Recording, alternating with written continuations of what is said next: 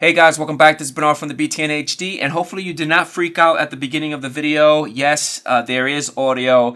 I did a very quick unboxing on the Lenovo ThinkPad X1 Carbon 7th generation. Super excited that I had this guy in the lab. So what's inside the box? You have your ThinkPad X1 Carbon setup guide. You have your safety and warranty guide. You have your power cable and your power adapter. Now the power adapter is actually 65 watts with a Type-C connection. So I'm gonna plug this guy up right here and done, right? Cool. Then we have the beautiful Lenovo ThinkPad X1 Carbon 7th generation laptop weighing around 2.40 pounds. And the thickness is about 0.57 inches. That is super thin. Awesome. Now this laptop is considered a EDC, and you're probably saying to yourself, what do those letters mean? So EDC means an everyday carry laptop. And I did find myself using this a lot traveling. It's really super simple to put it inside a book bag because it's light to carry around with. The performance is there, the specs is there. We're gonna go over all that stuff pretty soon. So let's dive into the review and get started. Now the ThinkPad X1 7th generation laptop has a lot of ports. I'm a little disappointed because one of the ports that it does not have is an SD card reader, or at least a micro SD card reader, but it doesn't have that. But that's okay. It'd have been awesome if the X1 Carbon had an Ethernet port. That'd have been really cool, but the fact that Lenovo is trying to keep the X1 Carbon 7th generation as thin as possible, and again, it's measuring around 0.57 inches, is super thin, and it's a lightweight, 2.40 pounds. That's really, really good. Now, if you want to know what type of ports this particular machine has, if you have the machine facing you to the point that you are able to open it up like this, right?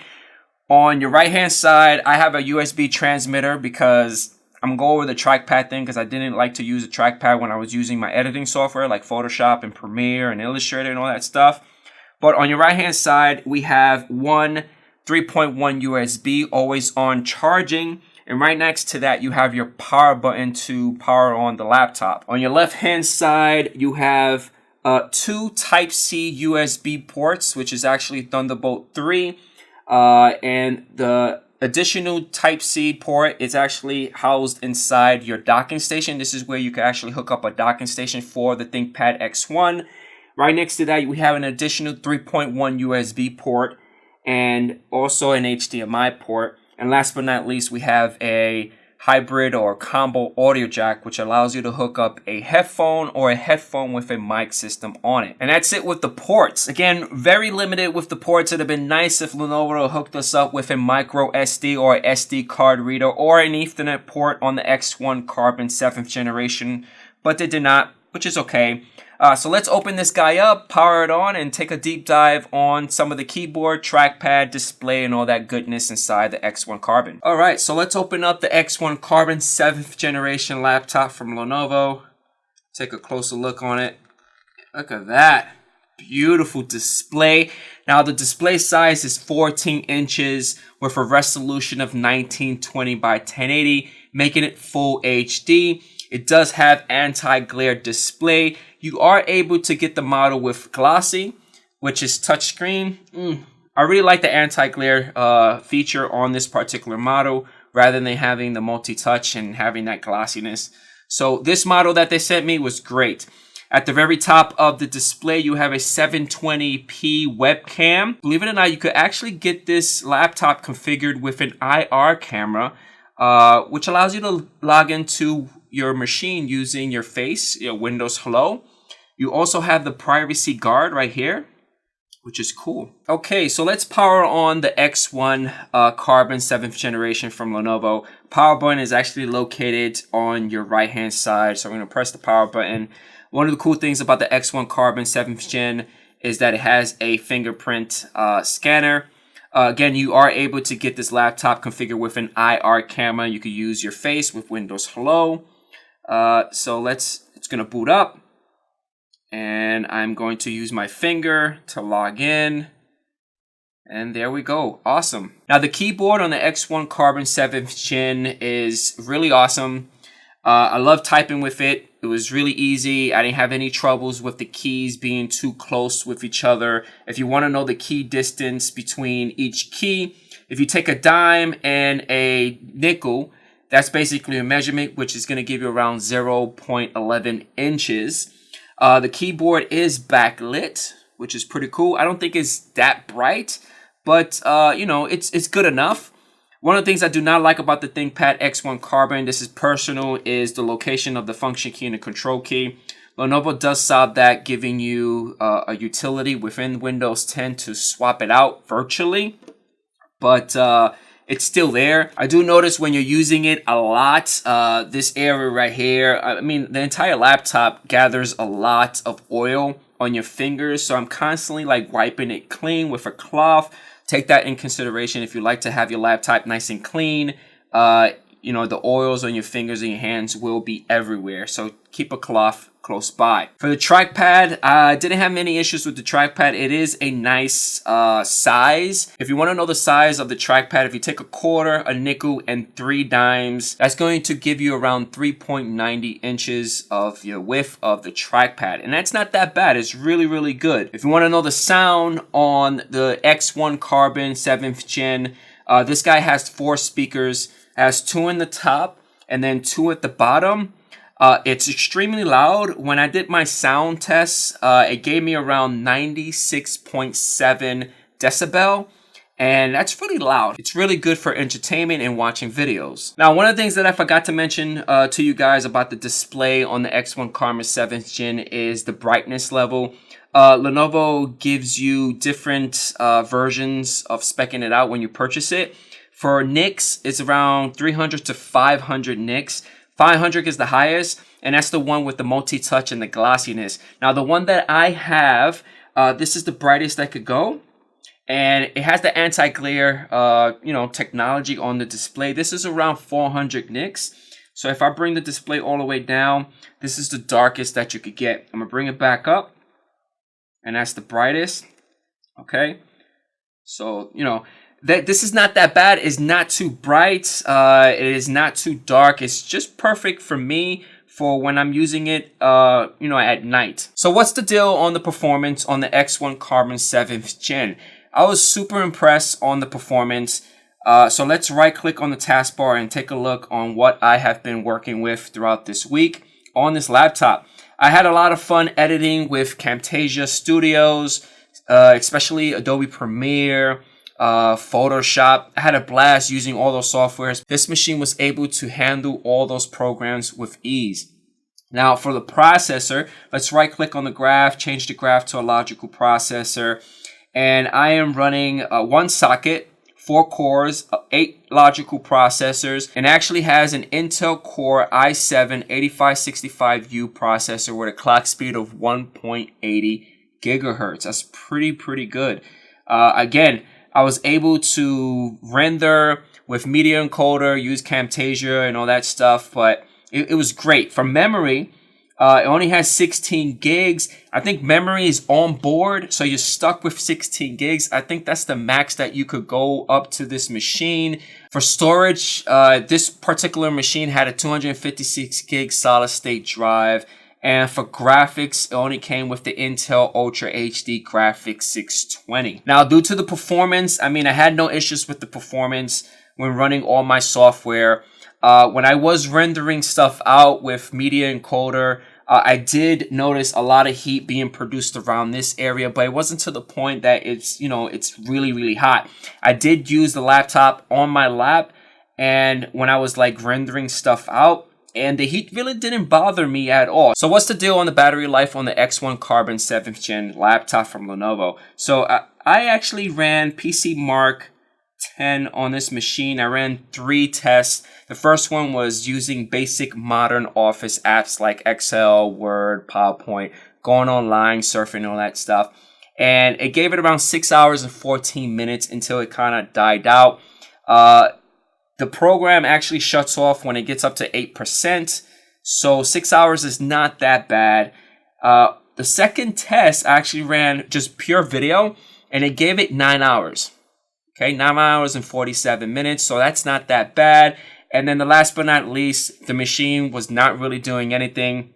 You had Windows updates running in the background. You had a bunch of Windows services running, but no particular software like Chrome or Firefox or Edge or videos being run during this process. So it's basically idle, and it lasts about 16 hours and 1 minute. So when I did some testing at home, I actually got the laptop to last for a couple of days because, I wasn't really using it like nonstop. So if I add everything up, I would say between 6 to 7 hours I got on this particular machine, and that's being spread out for 3 days. So it really depends on how you use the machine. If you change the battery performance to better performance to save some energy, lower the brightness, disable a couple of things that are running in the background.